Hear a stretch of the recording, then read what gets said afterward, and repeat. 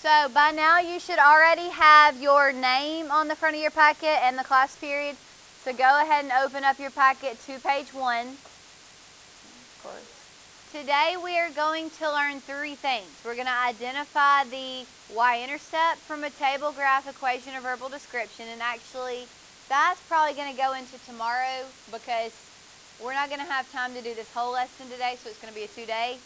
We're going to use the slope and y-intercepts to write a linear function in the form y equals mx plus b from a table, from a graph, or a verbal description. And we're going to graph a linear equation given an equation. That'll probably be tomorrow as well.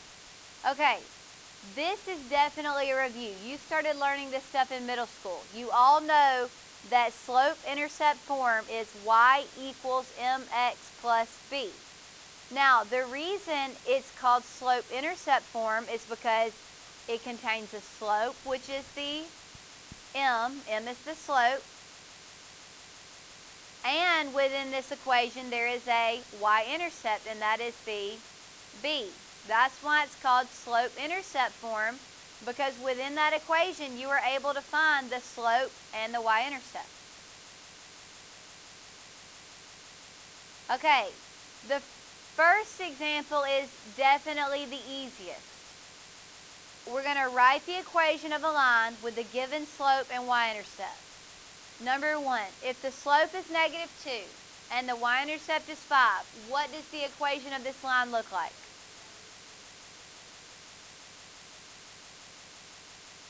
Right, and you can put it over 1 if you want, but since we're not having to graph it, that's not as important. You can just leave it -2. But if you were to put it on a graph, you would want to throw that -2 over 1 so you would know rise or go down to right 1.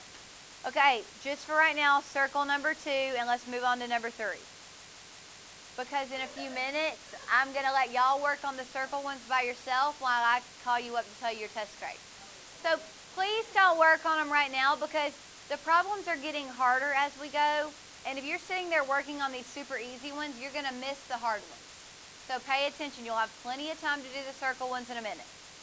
Number 3, write the equation of a line in slope-intercept form given a graph. Okay, so this time, they didn't just tell you what the slope is and what the y-intercept is. They gave you a graph of the line. How can you figure out what the slope is from a graph of the line? Rise over run.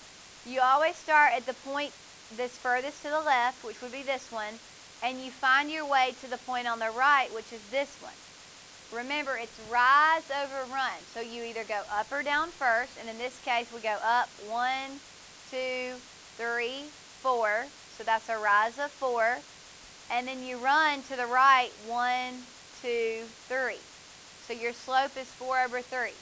Now, they're both positive numbers because up is a positive number and right is a positive number.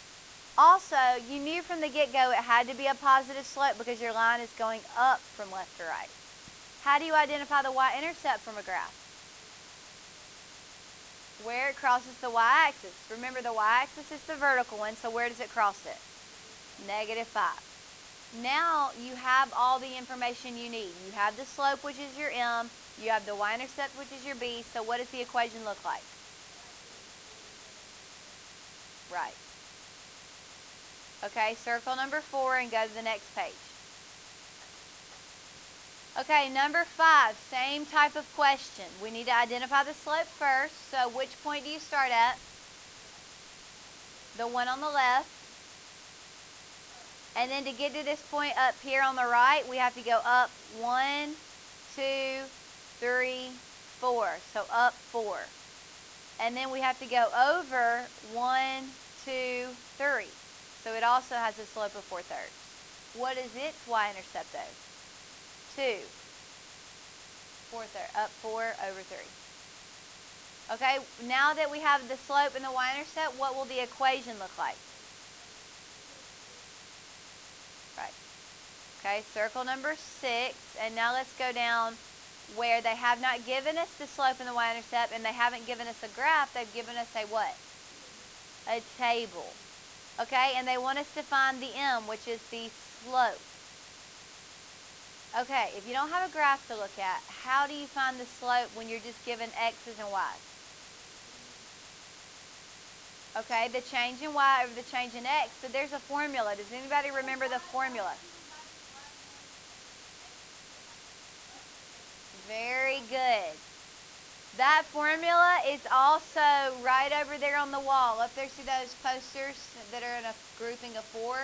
It's the top left one. M equals rise over run, which equals y2 minus y1 over x2 minus x1. Okay, so you'll notice in this formula, you have 2 x values and you have 2 y values. Well, in this table, I have 5 different x values and 5 different y values. So you get to choose the ones you want to work with. We only need 2 of them. Which 2 points do you want to use? That's what I'm thinking. Let's go with positive numbers so that we don't have to worry about any kind of signs changing. Yes?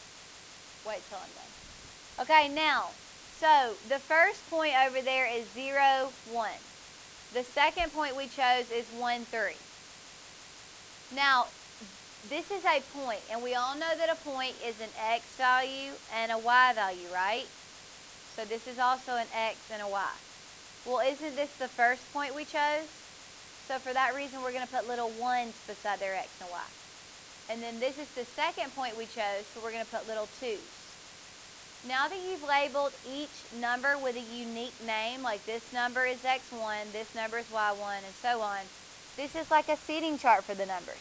So what number will we place in that y2 spot? 3. So 3 minus, what number will we place in the y1?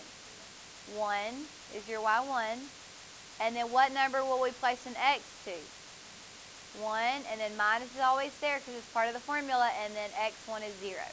Now all you have to do is simplify. 3 minus 1 is, and 1 minus 0 is 1. 2 over 1 can just be written as 2. Or if you wrote it as 2 over 1, that's fine as well.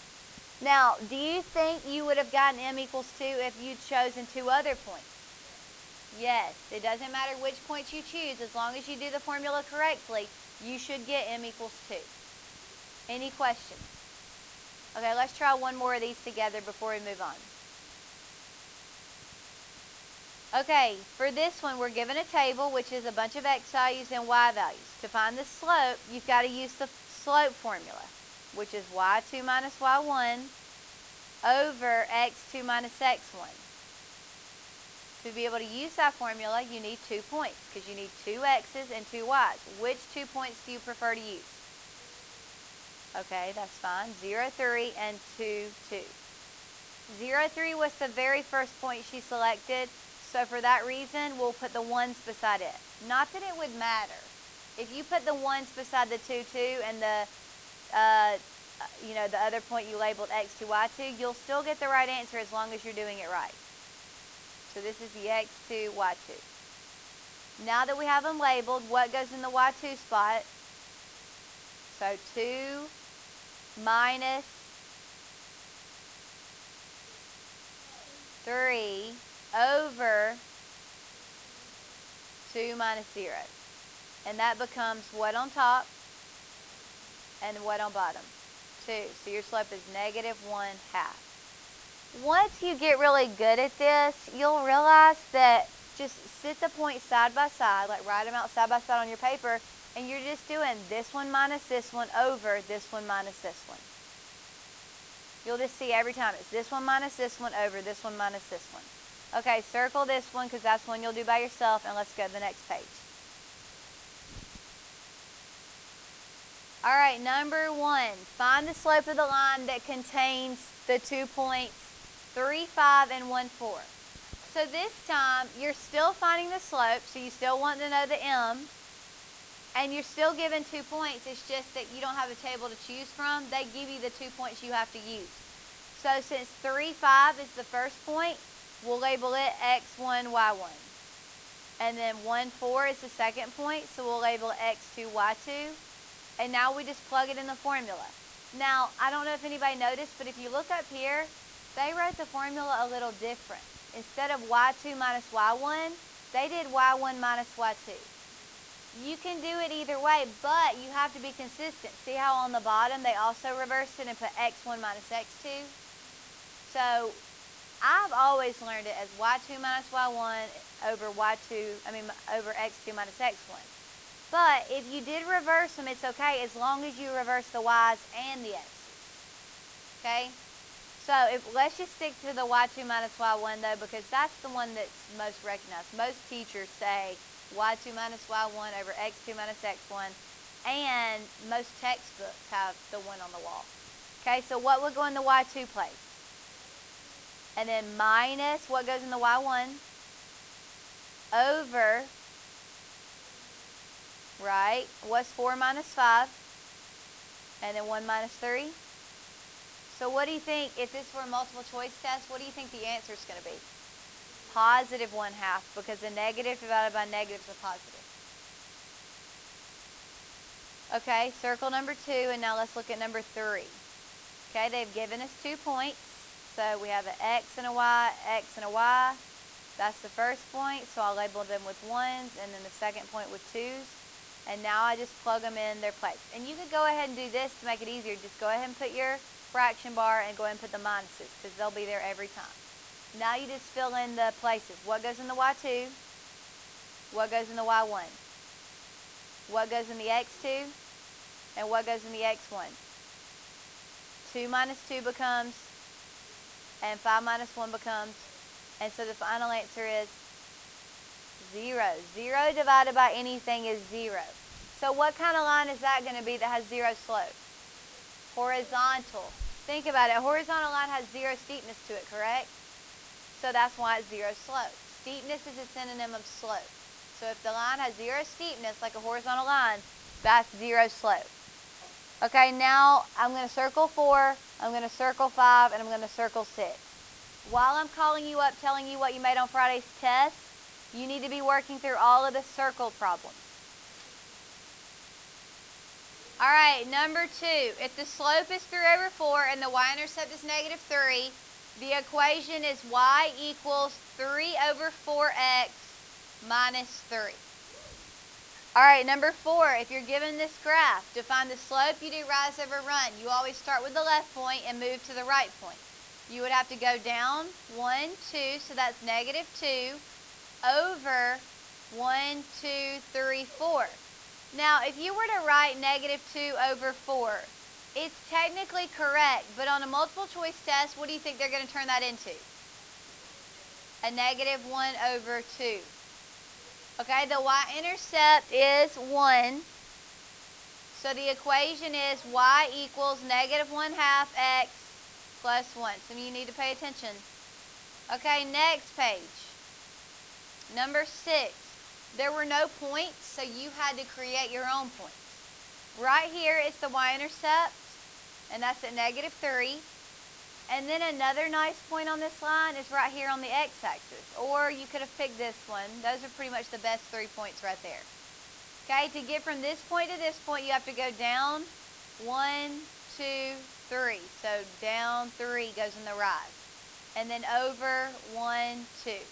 That will not reduce, so that's your slope. So your equation is y equals negative 3 over 2x minus 3. All right,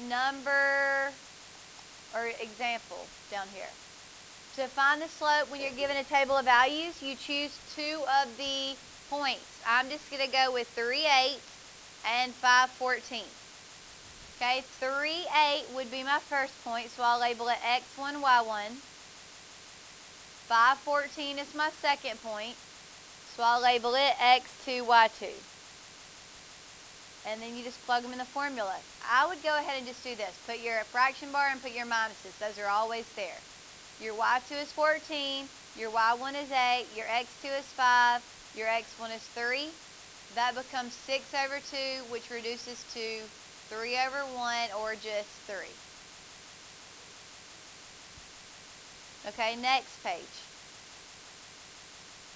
For these 2 problems, you were given 2 points, so label them x1, y1, x2, y2, and then plug them in the slope formula. So I'm going to go ahead and get the formula ready. That way I just have to place my numbers. y2 is negative 3, y1 is positive 1, x2 is positive 1, and x1 is negative 2. So what happens when you have a minus and negative? Right. It becomes a positive. So negative 3 minus 1 is negative 4. 1 plus 2 is 3, so negative 4/3. Number 4. They want me to find the slope, so I'm setting up for the slope formula. And then once I label my points, x1, y1, x2, and y2, I just plug them in. 3 goes in the y2, negative 1 goes in the y1. 5 goes in the x2, 5 goes in the x1. On top, you have to simplify your signs. 2 negatives touching become a positive, making that 4 over 0. What kind of slope is it when there's a 0 on bottom? Undefined slope, which is a vertical line. Remember, if 0's on top, then it's 0. And 0 slope means 0 steepness, so that's a horizontal line. If the 0's on bottom, that's known as undefined slope, and that's a vertical line, up and down. Plus, think about it, guys. If you were to plot this point, 5, negative 1 would be over 5, down 1. If you were to plot this point, you would go over 5, up 3. Aren't those on top of each other vertically? Okay, for 5 and 6, remember to find slope of a graph. You do m equals y2 minus y1 over x2 minus x1. But we don't have to use that formula for number 5 because since it's a graph, we can just count rise over run. To get from the left point to the right point, you go down 1, 2, 3, 4, 5, 6. And then you go over to the right 1, 2. That will reduce to a negative 3 or negative 3 over 1. Okay, number 6. You're given a table, but this time the table is horizontal. Not that that makes a difference. Which 2 points would you like to use? Okay. So that's x1, y1, x2, y2. So that would be 5 minus 1 over 2 minus 0, which is 4 over 2, which reduces to 2. Your homework, today's date is 1/16. Your homework is pages 6 and 7. Okay, page 6 and 7 is your homework.